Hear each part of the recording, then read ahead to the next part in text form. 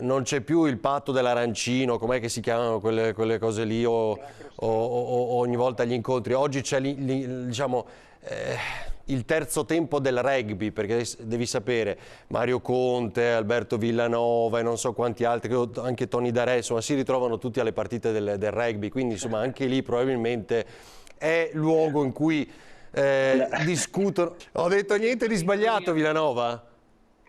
No, sono andato a vedere la prima partita del Benetton dopo una vita e mi avete Vedi che lo beccato so. subito, quindi Prima la mischia, poi la meta. Anche gli spalti di una partita di rugby possono diventare terreno fertile di strategia? Pare di sì. Chiedere per conferma alla Lega, o meglio all'anima territoriale di quel Carroccio che vive in queste settimane le tensioni più forti che si ricordino dai tempi del caso Tosi.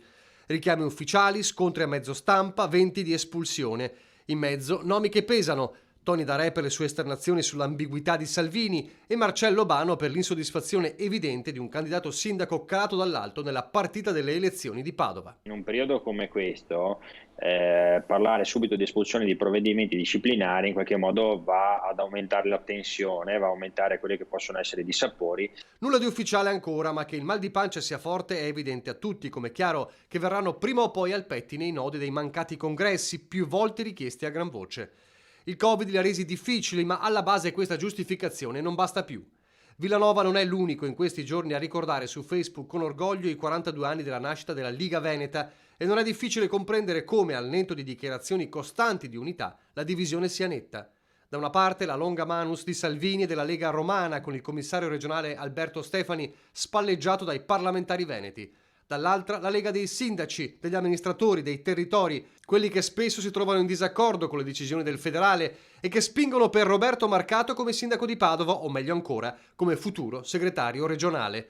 Una partita delicatissima nella quale viene a mancare, causa Covid, pure il contatto con i militanti. Grandi momenti di ritrovo con i Sì. militanti, dalle cene a quelli che sono gli incontri nelle sezioni, nei direttivi.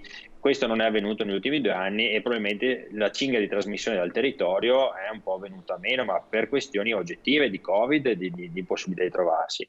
I commissari hanno fatto un grandissimo lavoro, un lavoro molto difficile in questo periodo di emergenza e quindi è logico che comunque ci siano delle tensioni che magari non trovano lo sfogo che abitualmente ci sarebbe nel nostro partito.